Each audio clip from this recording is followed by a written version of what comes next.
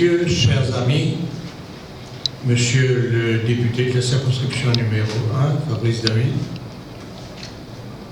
bienvenue pour le lancement du livre Legacy of Hope.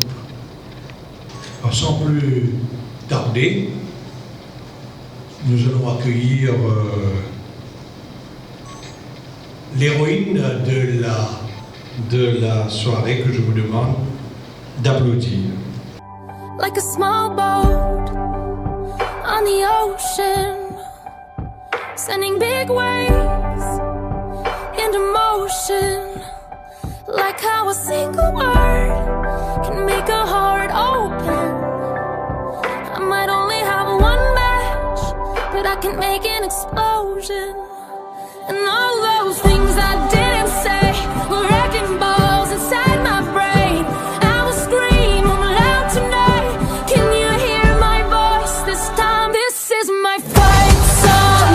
Take back my life song. Prove I'm alright song. My power's turned on. Stop me right now. I'll be strong. I'll play my fight song. And I don't really care if nobody else believes, 'cause I've still got a lot of fight left in me. Losing friends and I'm chasing sleep. Everybody's worried about me. In too deep. Say I'm in too deep. And it's been 2 years, I miss my home, but there's a fire burning in my bones. Still believe, yeah, I still believe. And all of those things I didn't say, wrecking balls inside my brain. I will scream loud tonight. Can you hear my voice this time? This is my fight song. Jean-Pierre Senel, qui, on vient de vous le dire, est tout ce que vous voulez. Il a accumulé plein de spécialités et il va nous parler justement de la violence, de la victime comme du bourreau. Je crois que c'est important de le dire. Jean-Pierre Senel.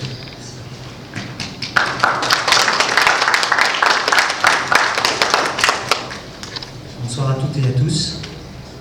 Je suis ravi d'être parmi vous et honoré par l'invitation du docteur Carine Jennings qui me permet non seulement d'être présent au lancement de son livre, mais aussi de prendre la parole sur un sujet sensible, douloureusement contemporain qui me tient à cœur. Carine, merci.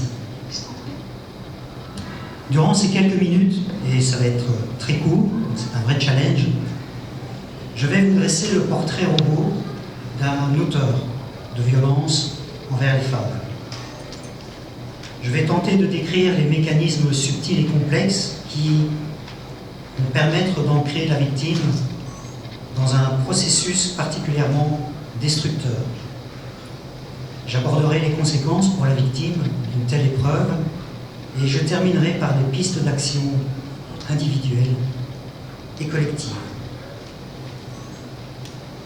La violence à l'égard des femmes au sein du couple. Lorsque nous parlons de violence à l'égard des femmes au sein du couple, nous parlons de violence conjugale.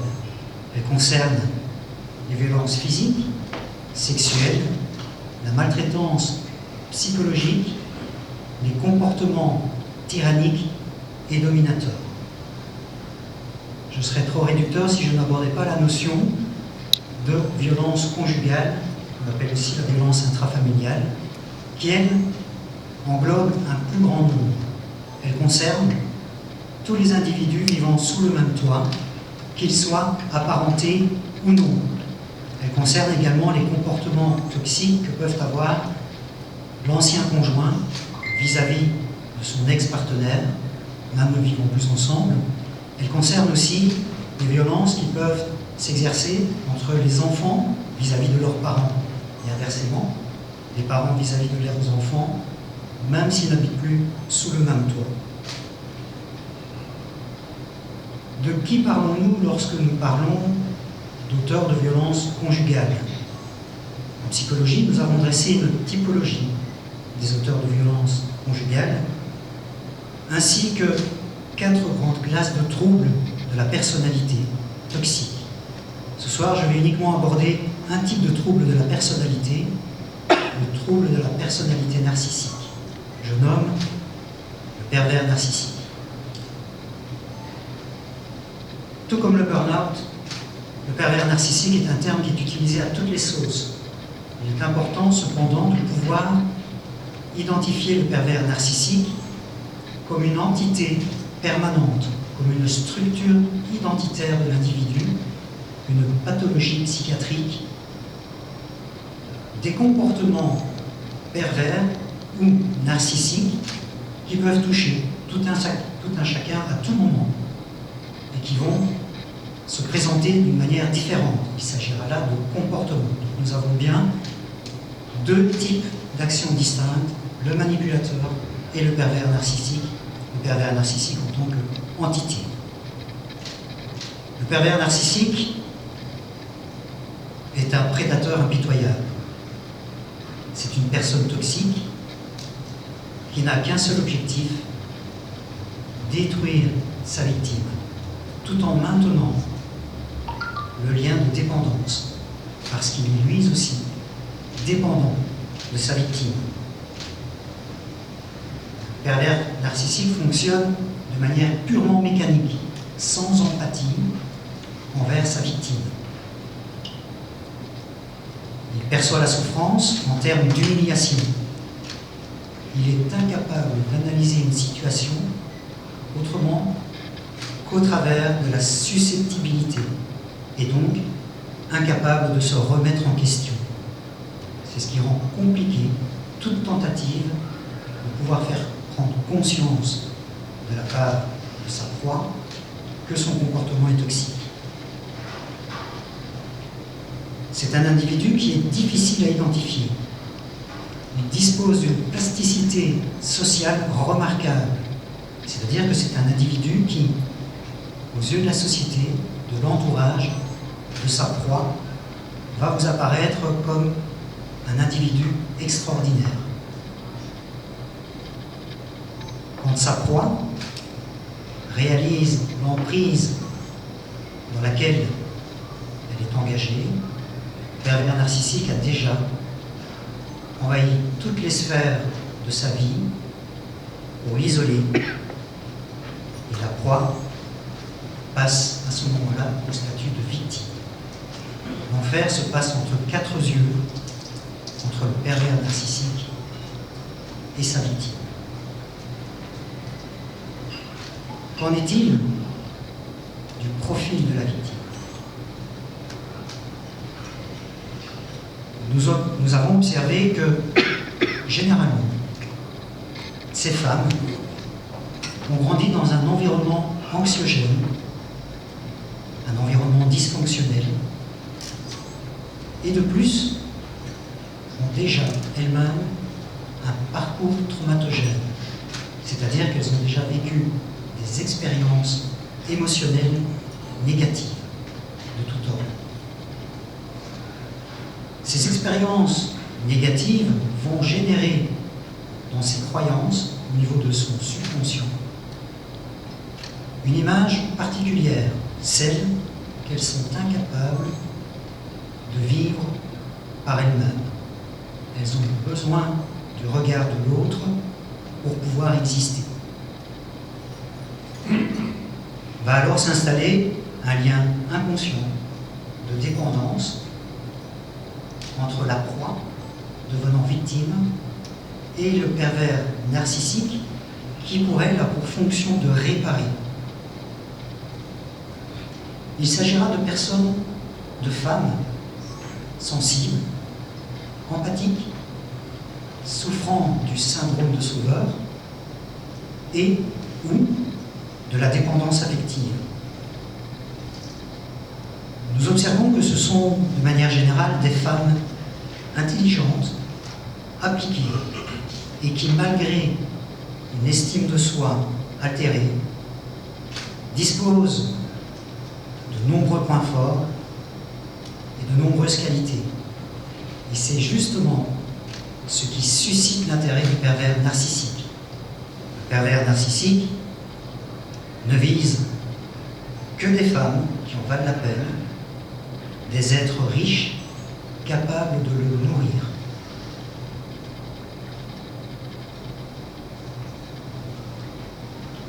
Le pervers narcissique, lui, dispose d'une propension incroyable pour pouvoir déceler chez sa proie les failles émotionnelles.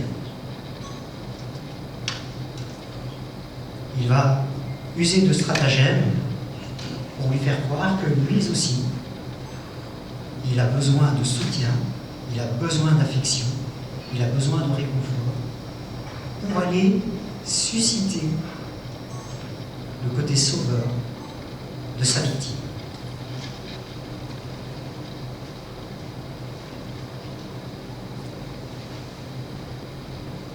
Ayant détecté ses fragilités chez sa proie, il va l'utiliser comme porte d'entrée.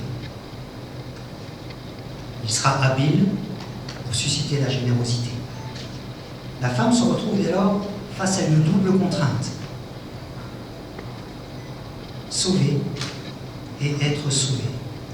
Nous sommes vraiment là dans des processus inconscients extrêmement complexes, extrêmement puissants. Par ailleurs, le germe de la victime est semblable à celui du bourreau. Leurs failles sont complémentaires. Il y a une sorte d'immaturité émotionnelle chez les deux. D'un côté chez le pervers, de l'autre côté chez la victime. Cette femme va alors se retrouver absorbée dans une dynamique paradoxale, à la fois empreinte par l'espérance. Elle croit qu'elle va pouvoir le changer, elle croit qu'elle va pouvoir le sauver, et à d'autres moments, face au découragement et à la soumission docile, comparable d'ailleurs au renoncement, à l'impuissance, puisqu'elle a intégré de manière inconsciente, depuis bien longtemps, qu'elle ne peut exister par elle-même, et donc intégrer cette notion d'impuissance. Elle croit que son bourreau va pouvoir la sauver et exister à ses yeux. Malheureusement, pour le pervers narcissique, l'autre n'existe pas. Je l'ai dit, il est dénué de toute empathie, il est dissocié de ses émotions. Et lui existe trop pour elle. Et donc, elle se retrouve complètement désemparée, presque déshumanisée. Le risque pour elle, c'est l'effondrement narcissique. Et ça, ce n'est pas possible. Ainsi, va se construire ce lien entre elle et son bourreau, une dépendance littéralement addictive.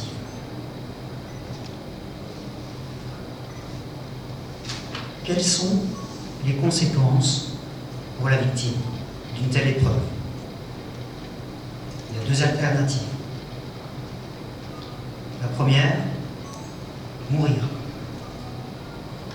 La mort psychique ou la mort physique, par homicide, parce que le pervers narcissique peut être un individu dangereux, ou par suicide.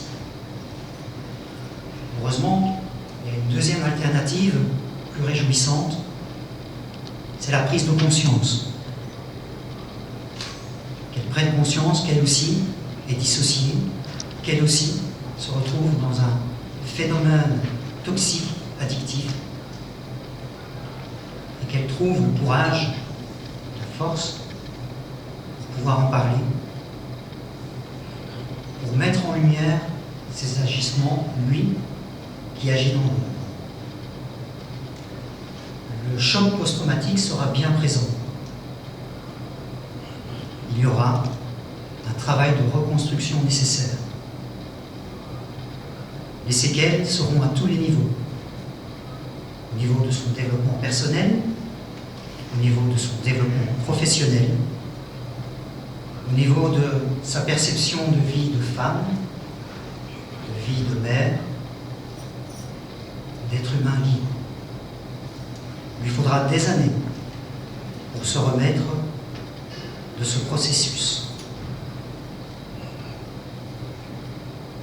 Les femmes doivent prendre conscience qu'elles ne sont pas seulement victimes. Elles doivent devenir acteurs en reconnaissant leur part de responsabilité qu'elles ont dans ce qui s'est joué. Cela leur permettra de davantage mobiliser leurs ressources. La différence par rapport au pervers narcissique, c'est qu'elle peut changer, elle peut évoluer, elle peut apprendre de ses failles. Le comportement de la victime a un impact sur la réponse du pervers narcissique. Il lui faudra de la force, un entourage bienveillant pour rompre le silence et révéler celui qui travaille dans l'ombre.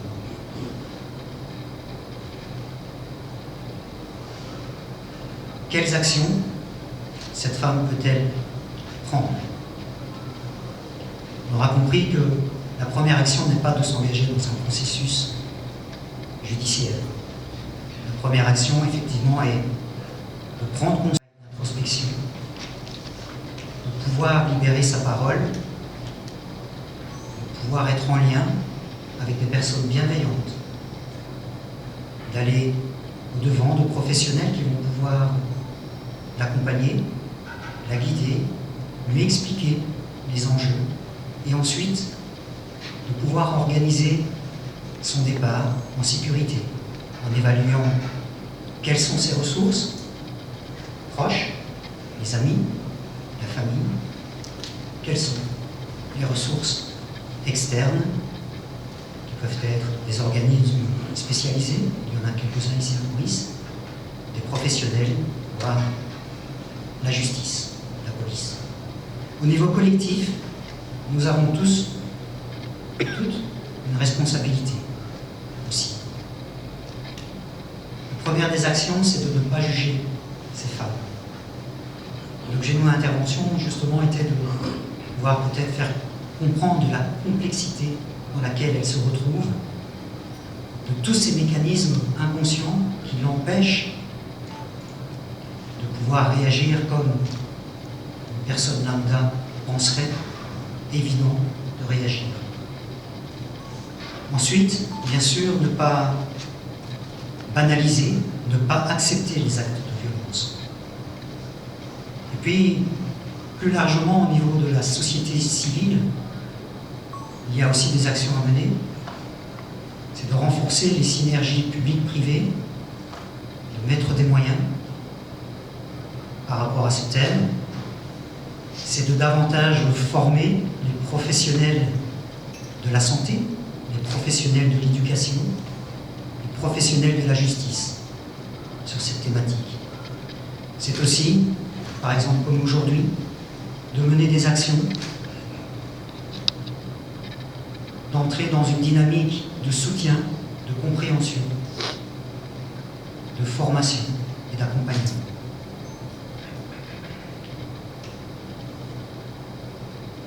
Il n'appartient pas aux victimes de subir les conséquences, mais aux auteurs de les porter. Mon action est brève, je vous remercie de votre attention. Je serai à votre disposition par la suite si vous avez des questions. Je vous souhaite une bonne soirée.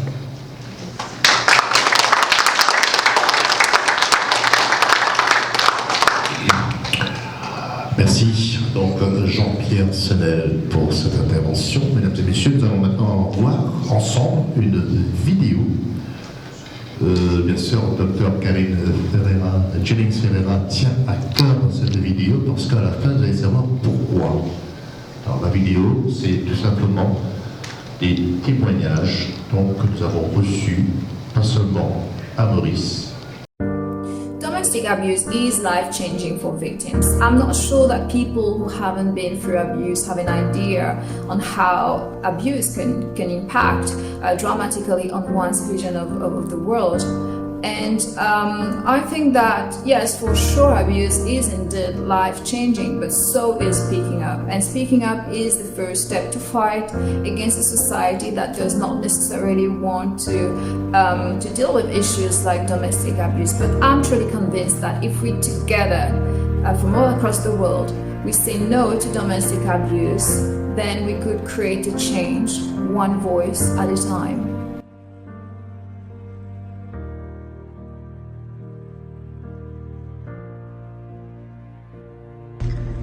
Ciao, hello, bonjour, Dr. Carine.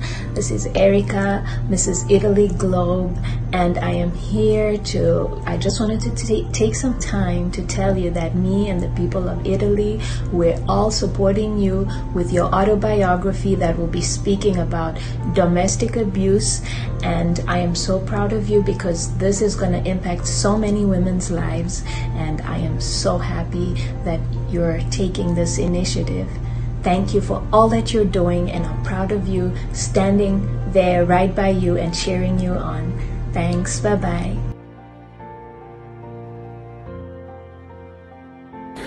Iran joins you to say no to domestic violence.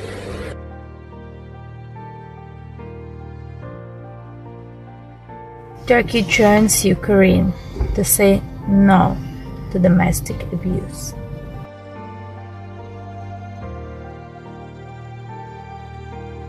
Je me rejoins à vous pour dire non à la violence.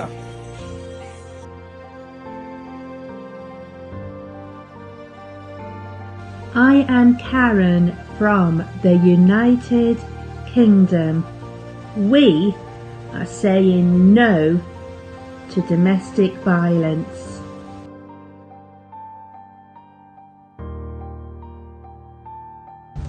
No to domestic abuse. We got your back, Dr. Carine. This is love from the Philippines. Mabuhay.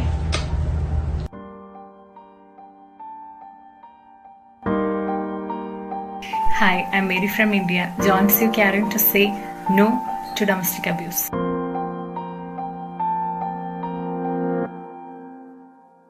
Joining you from the United States of America to say no to domestic violence.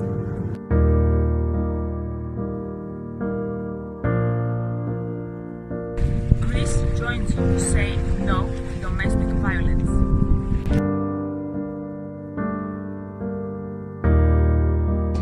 Hi, I'm Miho in Japan. I'm here to say no to domestic violence.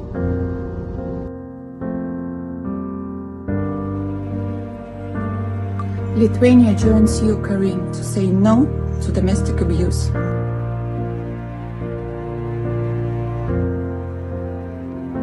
Africa supports you, Carine, and says no to gender-based violence and femicide.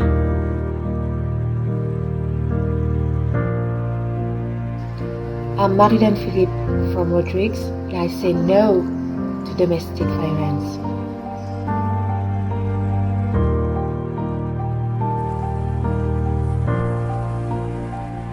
No more.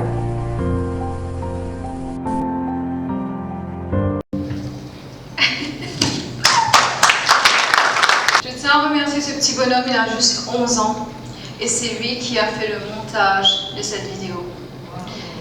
11 ans, c'est mon petit neveu Logan, mon filleul, et je tiens à remercier ses parents, mon frère qui est là et ma belle-sœur qui a les larmes aux yeux. C'est son anniversaire aujourd'hui, donc je te souhaite un très joyeux anniversaire et tu peux être très fière de ton petit parce que moi je suis extrêmement fière de lui et dans quelques années je serai dans l'audience et lui il sera sur scène. Ça j'en suis sûre parce que he's going to be somebody. I can tell you this right now. Et je dis pas ça juste parce que c'est mon filleul. Je le dis parce que je le sens et c'est vrai que je suis très émue de voir toutes mes copines et de voir ce petit bonhomme. Donc, merci beaucoup. Pleure pas, tu vas me faire pleurer. J'ai pas encore commencé.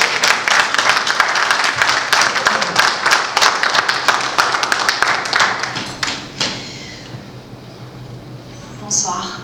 Good evening.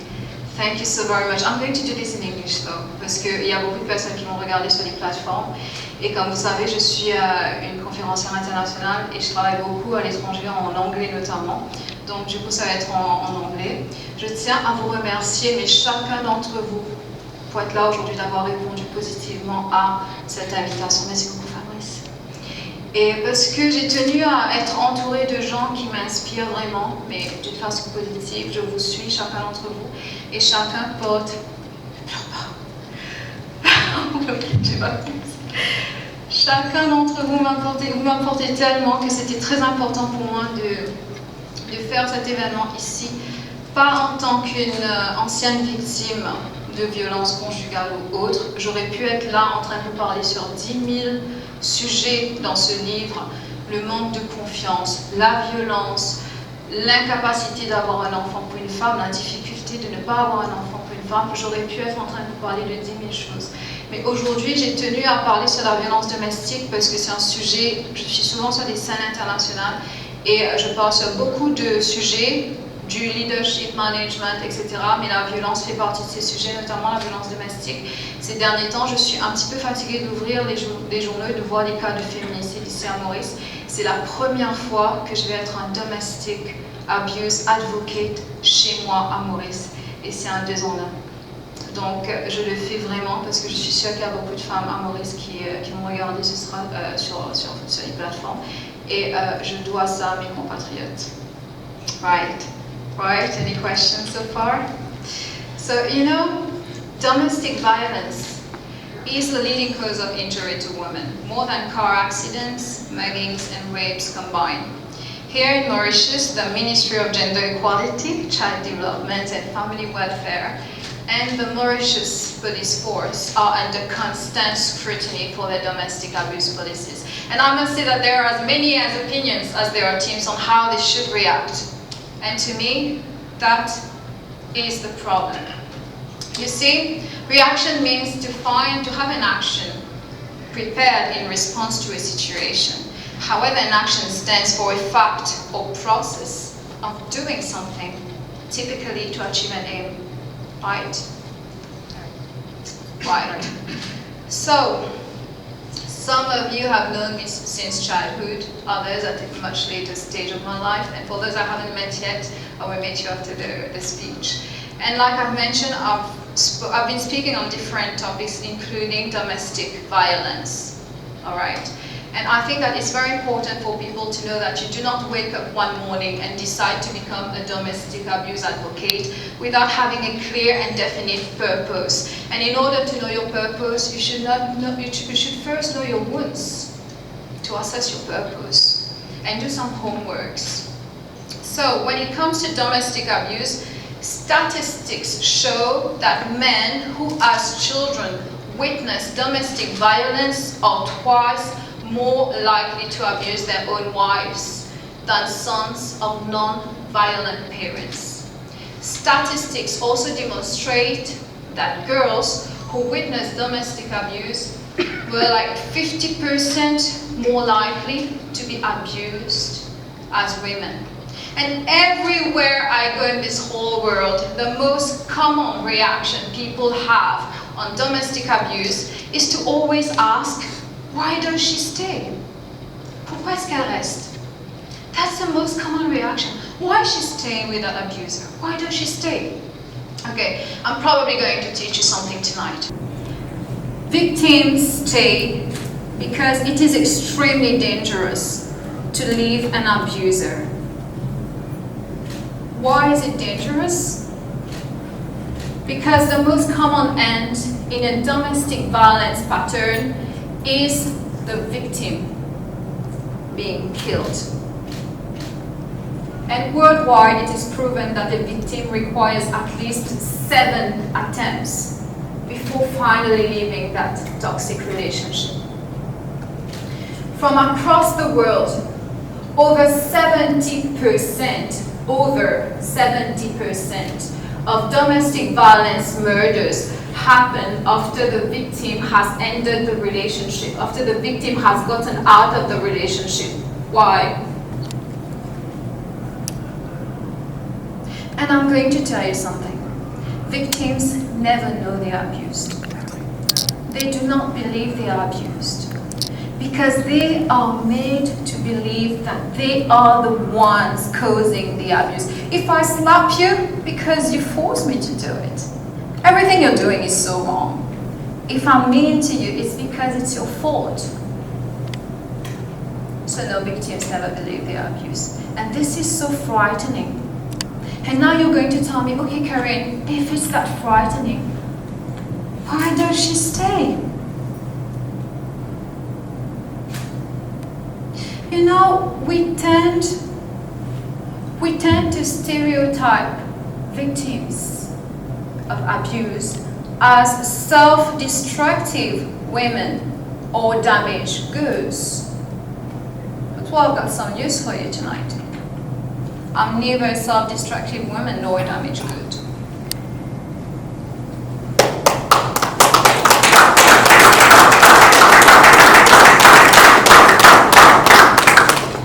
And the question, why does she stay, is a simple code for some people. Some people, I'm not generalizing. It's a simple code for some people to say, okay, it's her fault for staying. She likes it, that's why she's staying in the relationship. So yes, it's a simple code for people to state that. You know, I'm going to do a little experiment, so I'm going to choose Finlay. Come here! There's nothing violence to me. It's just a script, okay? We're just pretending, we're conversing. Hi, how are you? How are you? I'm good, thank you. Oh, thank you. You too. I like your dress, I like your shoes. Oh, cute. Bling bling, right? Don't come too close though. Oh, don't risk any accident, you know? So let's imagine a conversation between Finlay and I. We're conversing. Yeah. And all of a sudden he starts yelling at me. Don't do it. I was at the point of... No, look at my shoes. So he starts shouting and yelling at me, insulting me, using racist comment. Don't do it. Just pretend. Yeah. Yeah, you know? You know what I think? Yeah. So Finlay is insulting me right now. And I'm here. And I'm totally terrified. Because I'm not used to that. And I start shaking. And I start panicking and crying. Are you guys going to blame me now? Or are you going to blame Finlay for abusing me verbally? Because this is verbal abuse. Who are you going to blame? Janae. It's the first time I'm going to blame. So you're going to blame Finlay, right? Thank you very much. You've been charged guilty. So there's no difference between this scenario and a domestic violence relationship where there is a victim and there is an abuser. And Jean-Pierre has very well defined the difference between the two personalities. There's a victim and there's an abuser. Why are we always asking the question about the victim? Why does she stay? Why can't we focus our attention some seconds on that person causing the abuse? Why is the abuser doing this rather than asking why does she stay? Because as a society, we cannot stand by and let victims continue the cycles. We need to find a way to break it. And you know what? I would love to say that education starts at home. For some people, it's a difficult topic. I feel very grateful because this is how it works in my family. Education starts at home and I want to set things right. My parents are here. My brother is over there, my sister-in-law. I've never experienced domestic abuse in my family.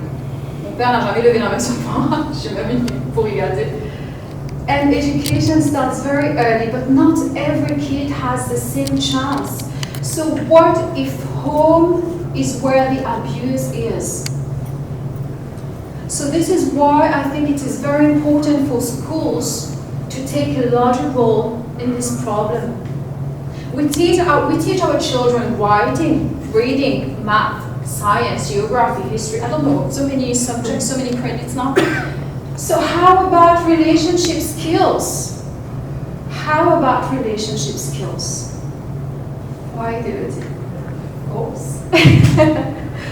Because we need to find a way to tackle the problem. And if we want to tackle this problem, we need to educate our children that violence should never be tolerated in our society.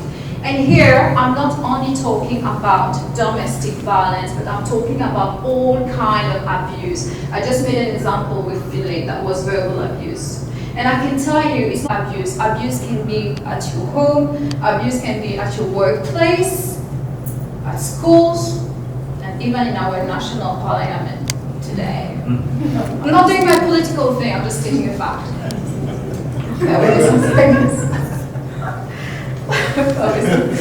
Not talking about you, of course.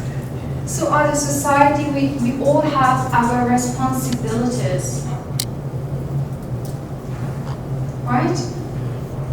So, I don't know what you're thinking now. Some might get lost with all this information, but I want you to remember only one thing now. Only one thing. The whole time I've been standing here talking to you right now, the whole time I've been here, just remember that here in Mauritius and somewhere there have been at least 24 victims a minute beaten. A woman or a child died. And I promise you, there might be several of you right now who are currently being abused, or know someone who is currently being abused, or maybe were abused as children, or perhaps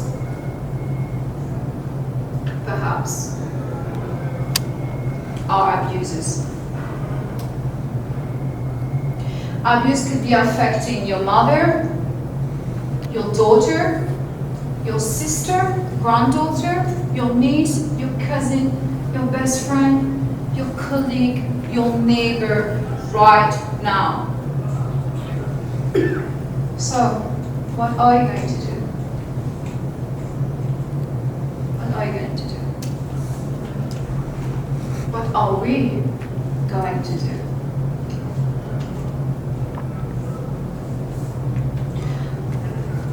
Beautiful cover. When I started writing this book,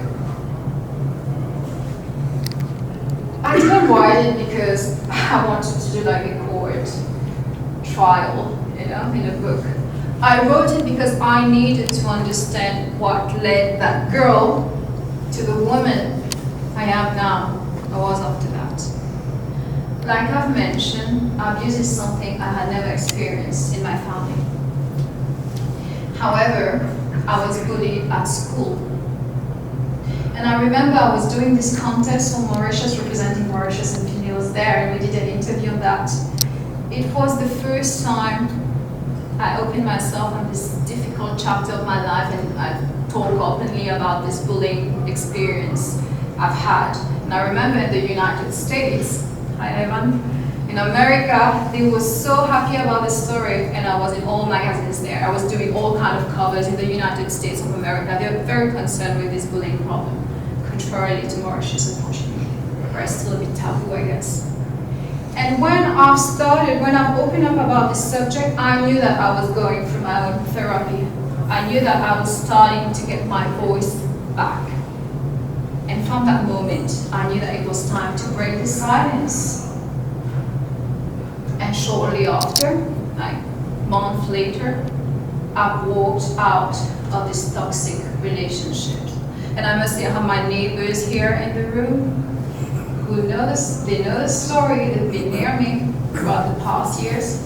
And that moment I decided to open up, I knew that I was getting my freedom and I was reclaiming my life back. So let me tell you something. And now I'm insisting on abuse. I'm not mentioning domestic, okay? Abuse in itself thrives when we are silent.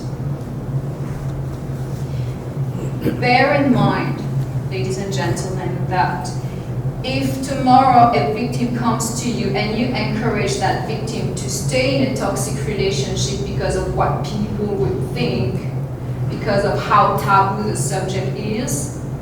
It's like giving a knife to the abuser to torture the victim a little bit more each and every day. I won't be comfortable to live this situation for the rest of my life should one person lose their life because of my advice, bad advice, because of what people would think, because of judgments. Never do this. And you know, all of us here, we can all help in decreasing abuse. It's no big deal. We can help decreasing abuse simply by telling the people around us, our friends and family, by telling them that we will no longer encourage violence, and by encouraging them to take a stand with us. We can help putting an end to domestic abuse by supporting advocates like me, supporting associations, programs, and shelters that provide safety and a refuge for hundreds of victims each and every year. But most importantly, we can help putting an end to abuse simply by ensuring that our communities hold abusers accountable for their actions. I would humbly request you to follow us in raising awareness and help us. I'm saying us because there are so many advocates, so many people working every day to tackle, to help those victims. And I would humbly ask you to help us in this endeavor. You know, before concluding, I would love to quote Barbara Mikulski, who once said, "Each one of us can make a difference, but together, we can make a change." Thank you so very much.